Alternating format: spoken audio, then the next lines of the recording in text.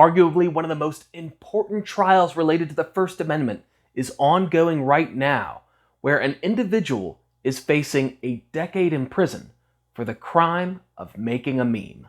This is definitely one of those cases where you have to see it to believe it, because it is 100% true. And we'll go ahead and dive into the details of the man facing federal prison over a meme from years ago here on The Breakdown.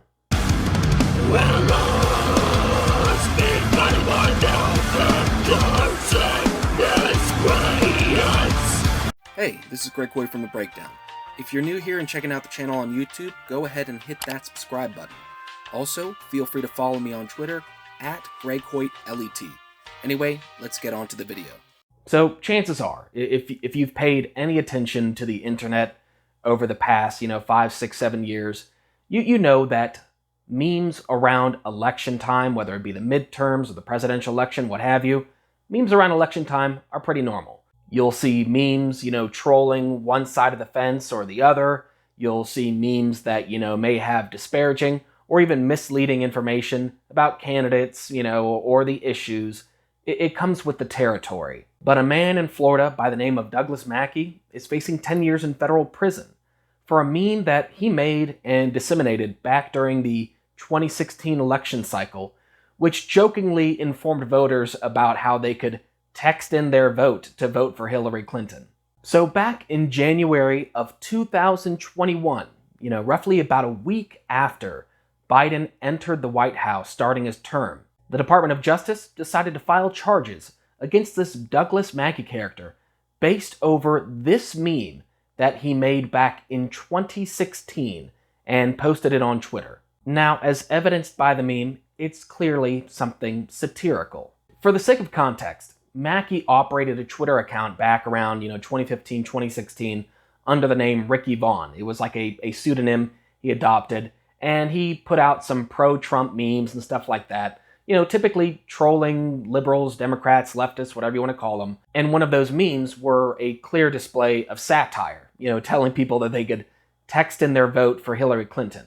Now, it probably goes without saying, based upon, Mackey being a pro-Trump, I guess influencer, if you want to call him that, but really more like a pro-Trump memer, with him being a pro-Trump meme account, it's not exactly like Hillary voters back in 2016 were following the Ricky Vaughn account. They may have been exposed to it inadvertently through, a number of shares, likes, and so on and so forth, suggested tweets to view, all that stuff. But for the most part, this satirical content was consumed by, Trump enthusiasts, would-be Trump voters, Republicans, so on and so forth. And again, we're talking about a meme from 2016, which is obvious satire, and you'd have to be dumb as all get out. You'd have to have an IQ below room temperature to legitimately believe that you could text in your vote during any election cycle. With that being said, the Biden Justice Department decided to bring a case against Mackey, roughly about a week after Biden got into office, all over this meme. And the reasoning behind the charges and the charge itself being brought against him, it would be funny if it wasn't so harrowing and worrisome, because this could chill free speech, it could chill satire, and this guy could be doing a decade in federal prison for a meme. Specifically, the Department of Justice is claiming that the meme in question deserves a prison sentence up to 10 years due to violating 18 U.S. Code 241.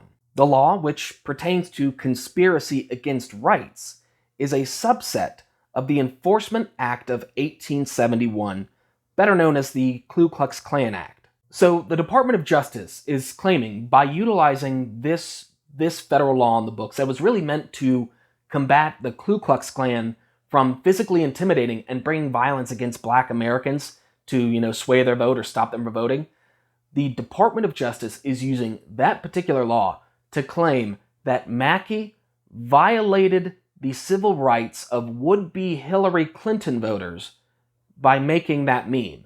Now, one of the arguments the Department of Justice is bringing forth to help, strengthen their case against this man and his meme from 2016 is they're pointing to that at the time that the meme was made and disseminated on Twitter, Mackey had approximately 58,000 Twitter followers, therefore, just concocting this massive scheme to deprive people of their civil rights and ability to vote.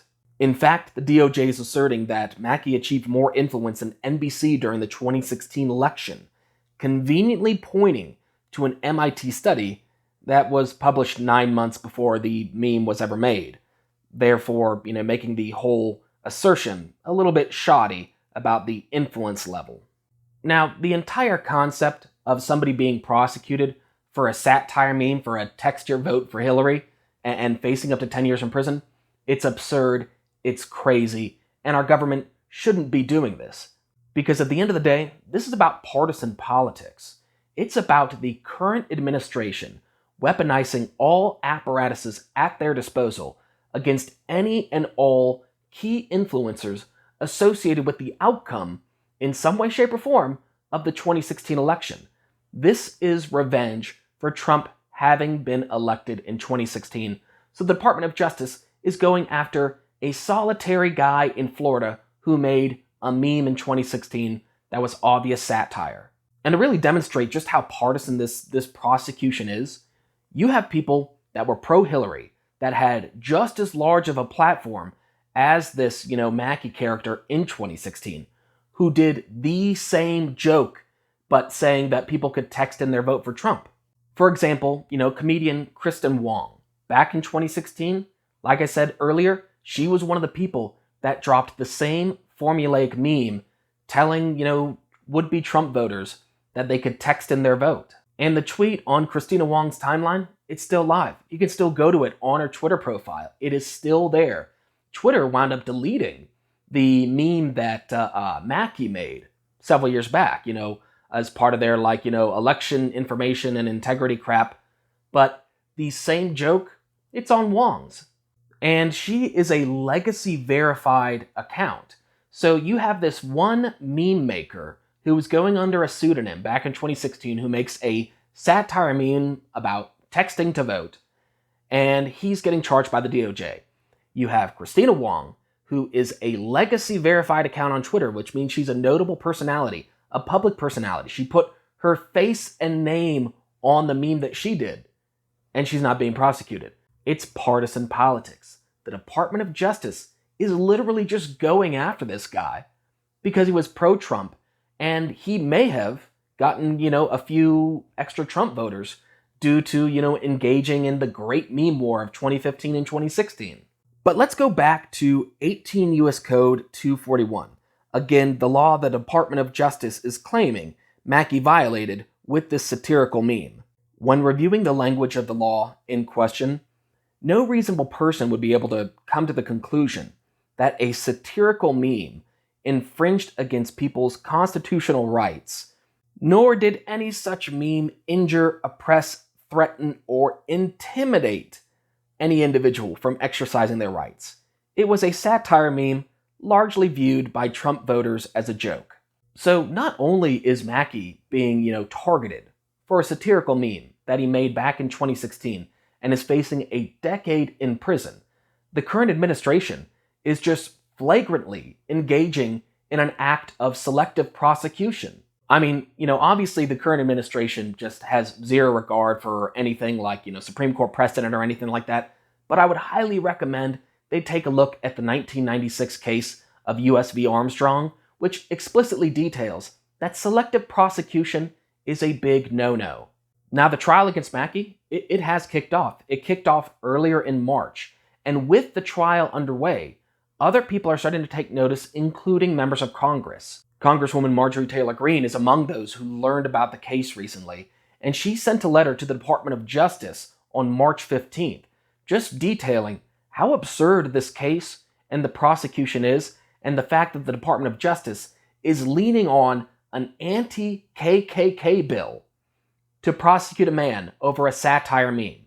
In Congresswoman Marjorie Taylor Greene's March 15th letter to AG Merrick B. Garland, she wrote, "First of all, it is an affront to African Americans lynched and murdered by the Ku Klux Klan that the DOJ is equating their treatment at the hands of racist terrorists to a Florida man posting memes on Twitter.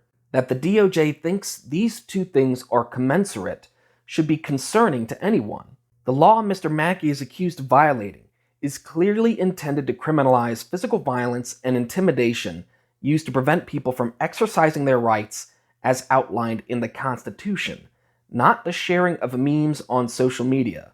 Mr. Mackey caused no one physical harm, did not threaten or intimidate anyone, and certainly did not kill anyone. Congresswoman Marjorie Taylor Greene is kind of seeing this as the same way I am, that this individual is being prosecuted not because he made a meme. He's being prosecuted for dissenting political views, for him aligning with the prior administration before Biden stepped into office. This is a selective and bastardized prosecution to just really prosecute wrongthink more than anything else. Anyways, guys, that's pretty much the long and short of it. I'm really curious to hear everybody's thoughts on this case, so go ahead and drop a comment below whether you agree with my take on the matter, whether you think the prosecution is justified, whether you think there is just a really concerning element with how this will affect free speech, especially free speech on the internet. Just drop your comments below because I'm curious to hear your thoughts. That was The Breakdown. Peace.